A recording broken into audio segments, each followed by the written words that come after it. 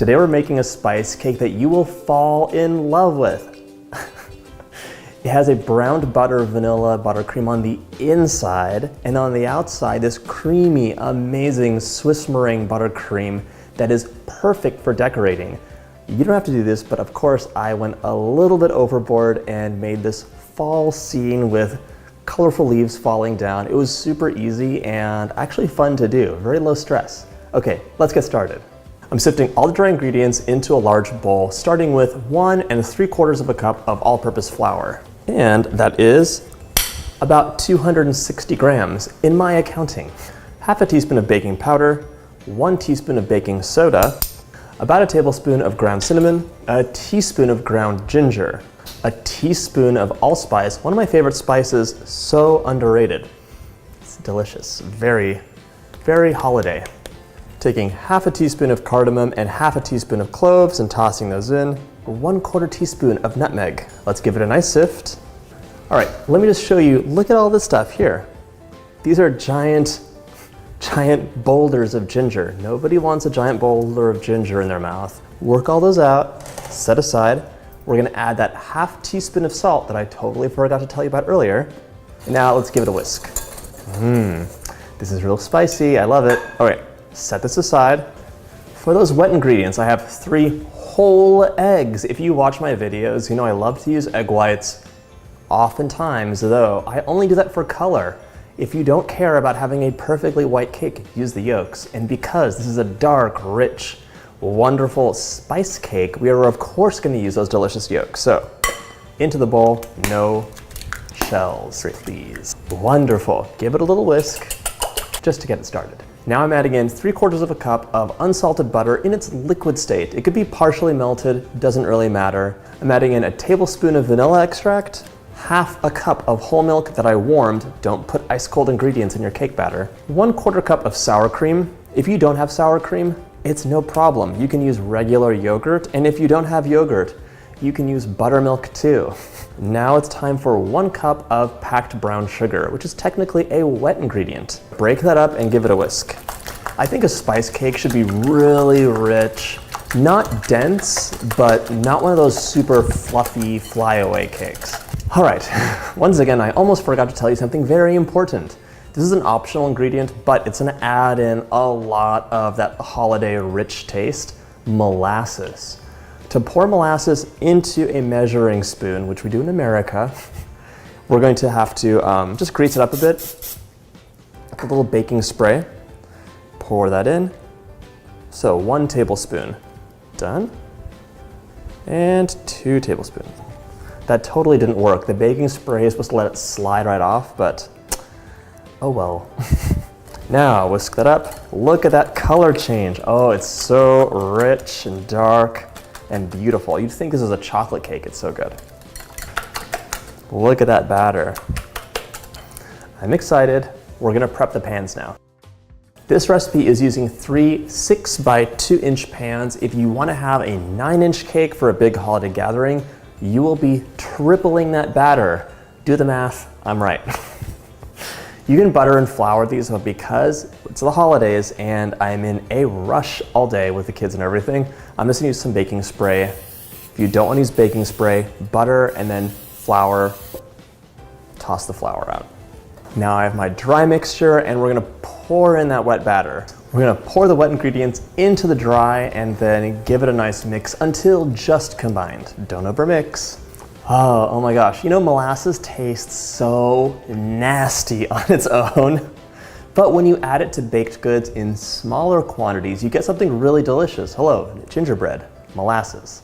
Molasses on its own, like disgusting. What? Look at that, so beautiful. I'm just gonna give it a little splash of bourbon. Shh, don't tell anyone this is happening. Okay. That was like a couple teaspoons, no big deal. I have my 3 pans all prepped and ready. Pour the batter in, eyeball it, make sure it's basically even, and then confirm my instincts with the kitchen scale. I wanna have nice, even layers. In you go. This is one seductive batter, I gotta tell you. I don't normally like go on and on, but ooh, the color, the scent, the taste. I'm so excited for this cake to come out. 512, 480, 490. So this guy, it's a little bit more.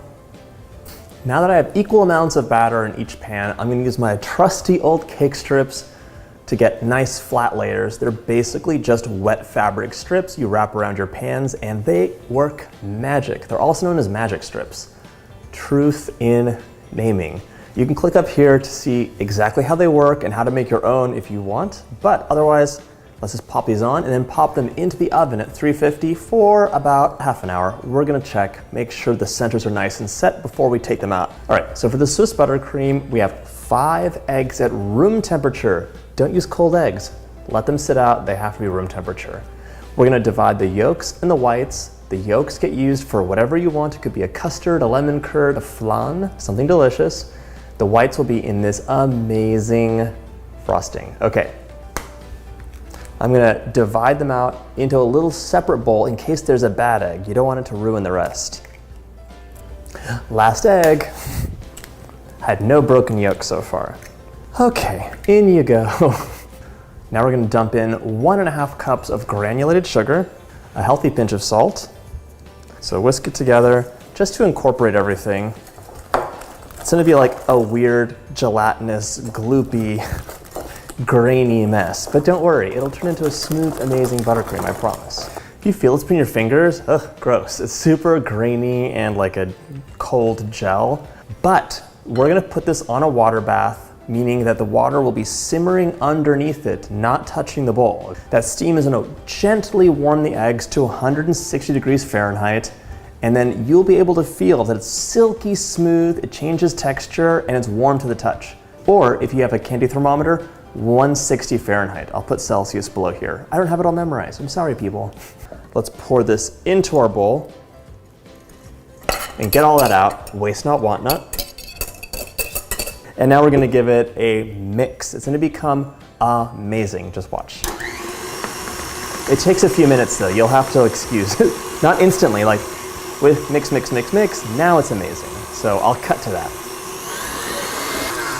Oh my gosh. It was only like 2 minutes. Look at this amazing meringue.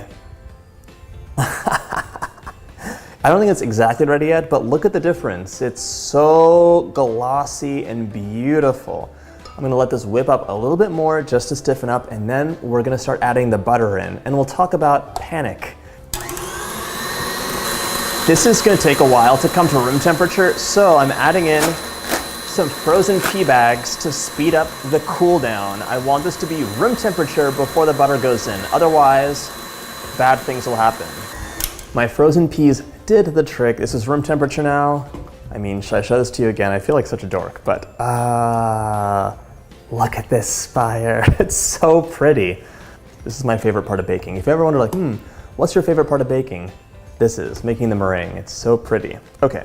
I'm adding in a full pound, which I think is like 0.9 kilos of butter in right now. Unsalted, room temperature butter. Just drop it in like a tablespoon at a time or so. It doesn't have to be like a perfect measurement. Wait for the butter to be incorporated and then keep adding it in. Don't panic if it gets soupy, because it'll become soupy until all the butter is added in. You can't add less.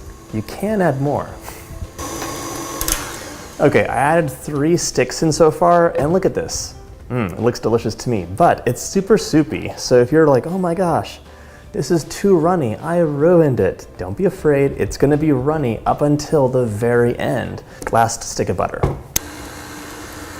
Make sure that you scrape your bowl down at least at the very end, because you're sure to have some pure meringue hanging out at the bottom, and you want that butter to be all over the place. You can add some vanilla in right now, which is a good idea. And this is totally ready. It changed consistency. Now it's super creamy, really strong and powerful, and it is delicious. I went a little overboard, and for this cake, I made 1 batch of regular Swiss meringue buttercream and 1 batch of browned butter Swiss meringue buttercream. They're exactly the same, but for the browned butter, you're going to plop that pound of butter into a pot and then basically cook it over medium heat. Make sure you stir it around. It'll brown in color, become kind of caramelized and nutty and really, really delicious. You can also add spices to it as well. Just make sure you let it come back to room temperature and back to a solid. So you should do it the day before and then make your Swiss meringue buttercream the next day if you're gonna make it this way. Now we're going to add in our colorings to some little batches for the leaves in the tree and then get to assembling. My cake layers are out of the oven. It's been about half an hour and they are perfectly flat and smell delicious. I gotta show you what they look like out of the pan though. So flat. 2 and 3. Perfect. Look at these layers. They are perfectly flat. If you want, I could even turn one upside down. No, too moist. I'm not gonna do that. Oh my gosh. Okay, now it's time to assemble the cake. Pipe a very subtle, but to me noticeable, two-toned interior for that cake.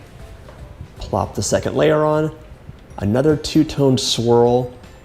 Third layer goes on, and now we're gonna cover it completely with the rest of that browned butter Swiss meringue buttercream for a nice crumb coat. Smooth the side with a bench scraper, and then clean the top with an offset spatula. You can also use a paper towel to clean your cake stand if you're directly decorating on top of a cake stand, like I love to do. Chill the cake, and now it's ready for its final layer. If you're not doing the browned butter buttercream situation, go ahead and just do a thicker layer of the Swiss meringue buttercream and skip the crumb coat. Add that buttercream onto the side of the cake. I'm using a flat tip that helps me get a nice thin layer, but usually I just snip the tip off of a piping bag, and you can actually just use a spatula to smear it all on and then smooth it off later. I'm drawing a couple tree branch designs with just a mechanical pencil that has no lead in it, so I don't have, graphite remnants all over my cake. I'm going to be using that light brown buttercream for the branches. You can use a palette knife or a regular knife to kind of smooth it out and paint it a bit. And now it's time for all those fall leaves. I'm really just using a bunch of small leaf tips. These are mostly 349 or around there. And just pipe those golden, orange, brown, red. You could even do green leaves if you wanted to as well. Some on the branches, a couple falling off, and that's it. I don't know if you can tell from the video, but this technique was so easy. All I had to do was just draw a tree on freehand, smear on that buttercream, and pipe beautiful little fall leaves wherever I felt like it. There's no rhyme or reason, and I loved the effect. I hope you get to try it out. But even if you don't, make a simple cake up, smear some buttercream on there, and then call it a day, because this is delicious. All those fall spices are just to die for, let me tell you. And the browned buttercream, the whole situation was nom, nom, nom. Thanks so much for watching. I really hope you get to try this cake, and let me know if there's a favorite spice that you want to have in there that's not in there, or if there's too much. Do you hate cloves? Just let me know in the comments, and I'm gonna take a bite of this, but I've made like 4 of these cakes in recipe testing, so I already know it tastes divine. If you like my videos, hit the like button, and don't forget to subscribe. So spicy. And that browned buttercream, oh, that's amazing.